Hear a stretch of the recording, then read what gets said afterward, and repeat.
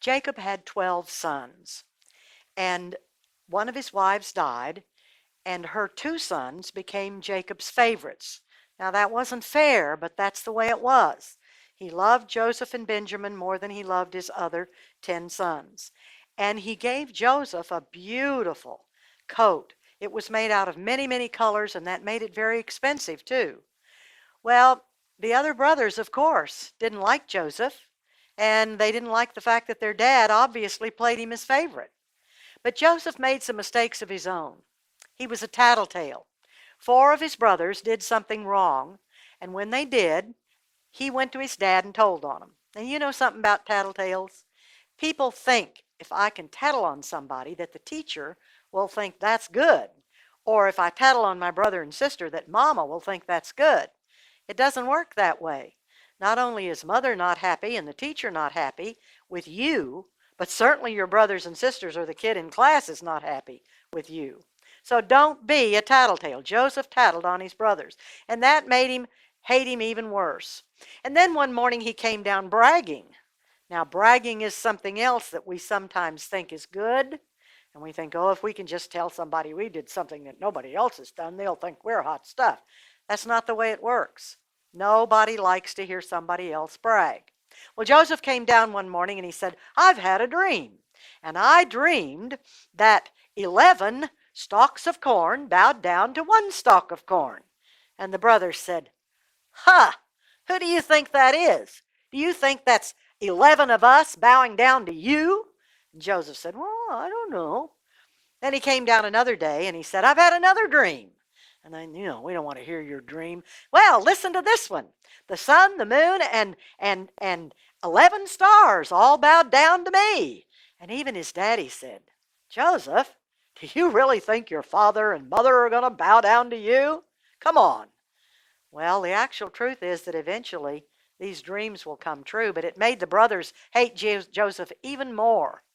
Well, they went off to take care of the sheep. You have to keep moving around because sheep are dumb and they eat the grass all the way down to the roots. And so they've been gone a while. And one day Jacob said, now, Joseph, I want you to take some corn and some sacks and some food, some bread, and go find your brothers because they probably are running out of food. Well, Joseph thought, this is great. I get to go away from home. I'm going to have an adventure. And he put on his beautiful coat of many colors. Big mistake. They saw him coming down the road, and they said, hey, here comes that dreamer, that tattletaler, the guy that brags all the time, and he's got on his beautiful coat. Let's kill him, and we'll dip his coat in goat's blood and take it back and show it to Dad, and he'll think a lion killed him, and we won't have to listen to him any longer.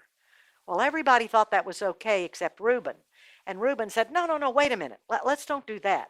Look, there's a big hole in the ground, a big pit over there that he can't crawl out of. It's probably an empty well. Why don't we throw him down that, and then we can sort of sit around and decide what we're going to do about it. We don't want to kill him. We don't want his blood on our hands. Well, Reuben had to go off. He was the oldest, and he had to go off to take care of the sheep. And while he was gone, Joseph came, all excited because he was going to get to see his brothers. And they grabbed him, pulled his beautiful coat off of him, and threw him down in the pit. Can you imagine what Joseph must have thought? He was about 17 years old. Can you imagine how he felt? What are my brothers doing to me? They weren't glad to see me. Well, it wasn't long before a group of traders, they're Ishmaelites, and they're coming down the road on their way to Egypt to sell goods. And one of the brothers said, hey, here come the Ishmaelites, the traders. Why don't we pull Joseph out of the pit and sell him? He'll be sent to Egypt as a slave and we'll never have to see him again. Well, they thought that was a great idea, so that's exactly what they did. They pulled him out of the pit and they sold him to the Ishmaelites, and down the road goes Joseph, and he doesn't know whether he'll ever see his home or his younger brother Benjamin or his father ever again. And he's headed to a foreign land where they worship foreign gods, and he's going to be sold as a slave. Well, the brothers took his coat, they killed a goat, they dipped it in blood, and they went back home, and they said, Dad, do you know whose coat this is? And Dad looked at it and he said, Didn't Joseph ever find you? No, we've not seen anything of Joseph. Well, that looks like his coat, and it looks like a lion has killed him, and oh, I can't take it. And Jacob went into hiding, and he stayed for months, grieving over the fact that he thought Joseph was dead. In the meantime, Joseph lands in Egypt, and he has to stand up on a platform and show his muscles and let them feel them, and then he has to show his teeth and let them count them, and he's sold as a slave. Now, this is a young man that came from a wealthy family, and he's being treated terribly. How embarrassing! How shameful!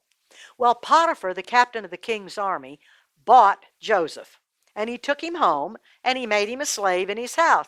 Now, this means Joseph's going to have to get down on his knees and scrub floors and take out the garbage and do stuff that just is not at all part of Joseph's life, who's grown up where people waited on him. But do you know what? Instead of being angry, instead of saying, I'm not going to be a slave, Joseph decided to do his best. What a great decision that was. He became the best slave Potiphar had. He did so well, and Potiphar's house was blessed, that Potiphar made him the head over all of the other servants. Now Joseph doesn't have to do the work anymore, and he's a big shot, and he has nice clothes and a nice place to live, and things are going really well for Joseph, except that Potiphar's the captain in the Pharaoh's army, and that means that he has to leave home a lot.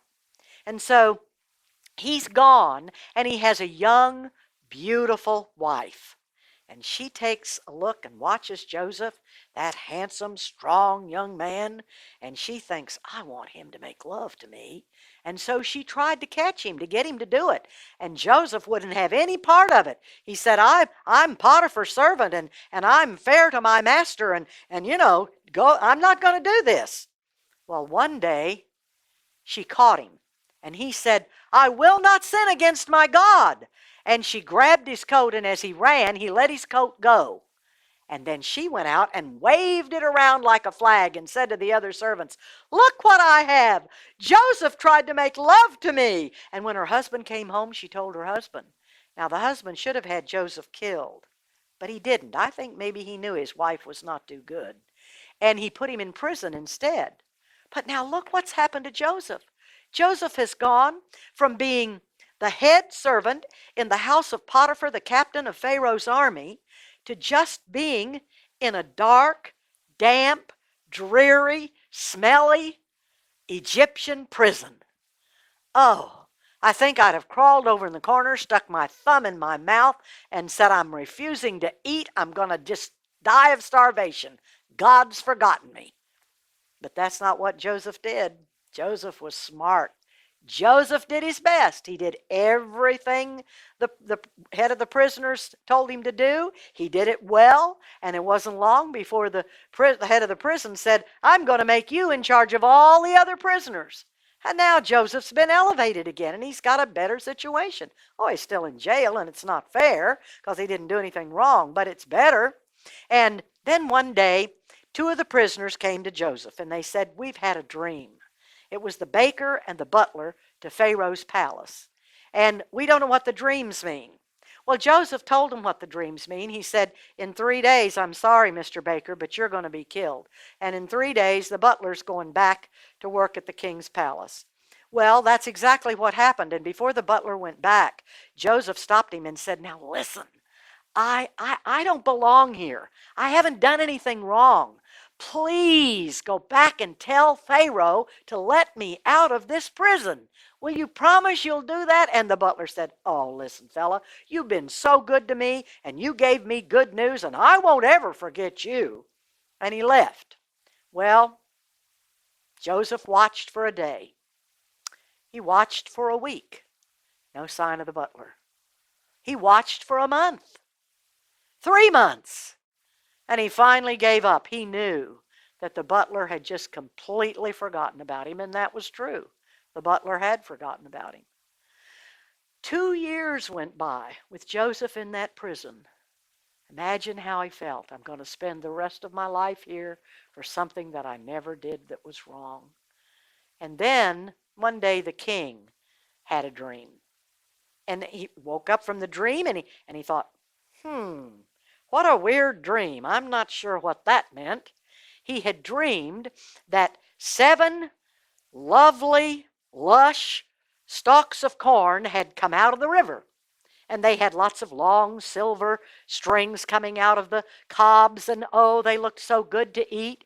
And then he dreamed that 7 skinny, scrawny, sad-looking stalks of corn came out of the river, and the skinny, sad stalks of corn ate up the fat, fine stalks of corn, and that they were still just as skinny and as scrawny and as scrubby as they had looked in the beginning. And he thought, that's weird. And he went back to sleep. And he had another dream. And this time he dreamed that out of the river came 7 fat, healthy cows. And then out of the river came 7 skinny, scrawny, scrubby-looking cows. And the skinny, scrawny, scrubbing-looking cows looked and ate up the fat, fine-looking cows, but they still stayed skinny and scrawny and scrubby-looking. And the king woke up and thought, that's really a nutty dream. And what do you suppose it means? And the butler heard him ask, and click, he remembered Joseph. He said, King, I know a man who can interpret dreams. He believes in a different God than we do, but his God tells him dreams, and he's in prison, and he doesn't deserve to be there. The king said, send for him. Finally, after 2 years, they came to get Joseph. And Joseph came in before the king. He'd been allowed to take a bath and clean up and put on decent-looking clothes, and he said, Pharaoh, I understand you've had a dream. Yes, I have. I've had 2 dreams. And he told Joseph the dreams. And Joseph said, well, my God can tell me about the dreams. It's the future, Pharaoh. There are going to be 7 years when the sun shines and the rain comes and the food grows, and we're going to have more to eat in Egypt than we need.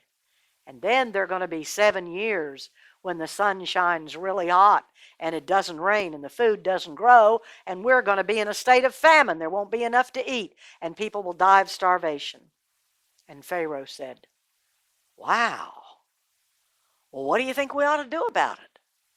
And Joseph said, well, I think you ought to set somebody up that's in charge, and they ought to, during the 7 years when there's more food than we need, build silos and barns and only give people part of the food, just enough, and store the rest of it up in the barns and the silos so that one day when we don't have any food, we can go to the silos and the barns and hand it out to the people, and there'll be food in Egypt. And the king said, that's a great idea. And who better to do it than you? So I'm going to make you in charge. And now Joseph finds himself a prince in Egypt. He has beautiful clothes to wear. He has a lovely home to live in. He's a big shot. He's got a chariot to ride around in. And Joseph is really at the top because he always did his best.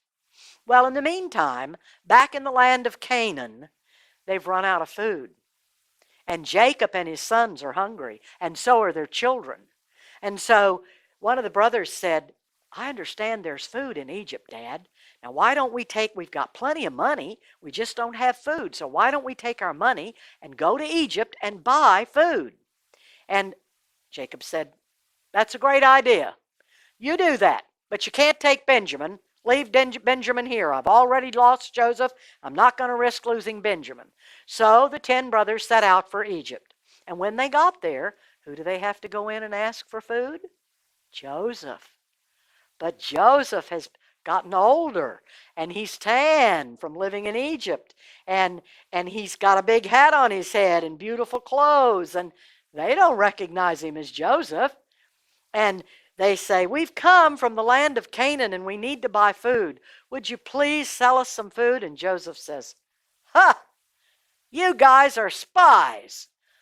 No, we're not spies. We're 10 brothers. Oh, is that all the brothers you have? Well, no, there's one more brother, but he's the youngest and he's at home with Dad. Is your father still alive? Yes, our father's still alive. Well, Joseph said, I really don't believe you, but here's what I'm going to do. I'm going to put Simeon, one of the brothers, in prison.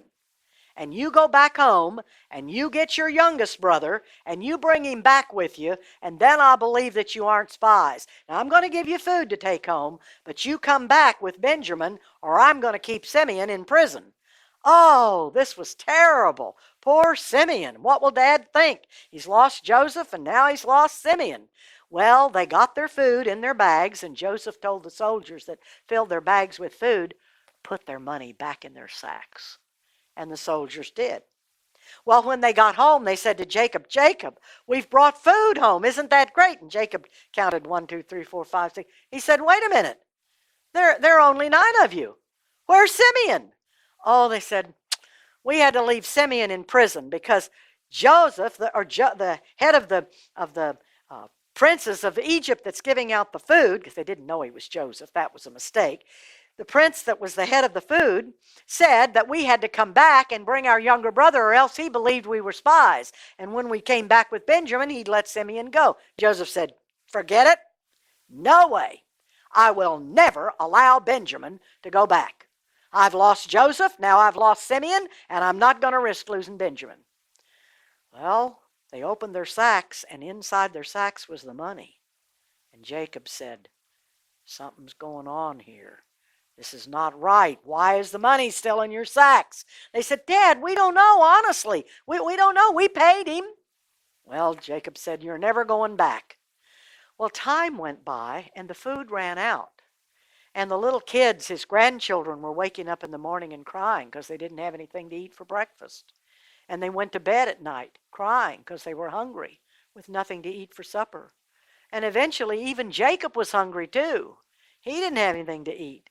And the brothers went to Jacob and they said, Dad, our wives and our children are just begging us to go back to Egypt. You've got to let us go back. Well, go ahead. But we've got to take Benjamin. No way. You cannot take Benjamin. So time passed again, and they were really hungry. They were beginning to starve to death. And finally, Jacob couldn't stand it any longer. He couldn't stand to hear his grandchildren crying. Couldn't stand to hear their wives begging him to let them go. And eventually he said, well, this is not right. Judah said, listen, Dad, I'll let you take my 2 sons and you can kill them if I don't bring Benjamin back. And Jacob said, all right, go and take plenty of money with you this time, and take the money that you got the last time, take it back too. So back they went. And when they walked in to see Joseph, Joseph was excited because it's been a while and he didn't know whether they were ever coming back or not. And he said, is your father still living? Oh, yes, he's still living. And Joseph could hardly stand it. There was his youngest brother. There was his full brother. The other brothers are just half brothers. And he wanted so bad to hug Benjamin. But he said, all right, I'm going to let Simeon out of prison. I'm going to give you food. But I want you to come to my house because we're going to have dinner first.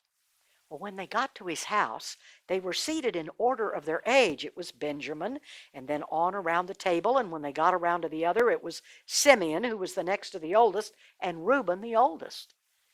And they began to look, and somebody said, how did he know how to put us in the order of our ages? That's weird. And then when they brought the food, they brought much more food to Benjamin than they did all of the other brothers. And they thought that was a little odd too. Well, Joseph said to the soldiers, now you give them their food, fill their sacks with food, but take my cup and put it in Benjamin's bag.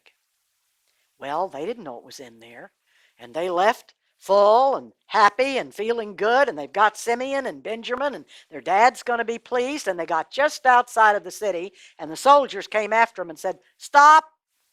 And they stopped and they thought, what's the matter now? And the soldier said, somebody in your group stole the prince's cup. He said, no way. We wouldn't take the cup. We had dinner and just go ahead. Look in our sacks because we did not steal that cup. Well, when they looked in the sacks, there it was in Benjamin's sack. Oh, no.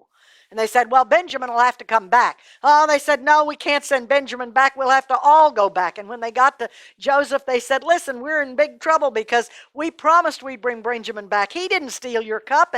And Dad said that if we didn't bring Benjamin back, Judah said, I've told him that he can kill my 2 sons. And besides that, it'll kill our dad. He won't be able to stand it. And Joseph couldn't stand it any longer either. And he said to the servants, out of the room. Everybody out of the room. And when everybody left the room, Joseph said, Look at me. Look at me. Don't you know who I am? And they looked and they said, yes, you're the Prince of Egypt who's in charge of food. No, no, he said.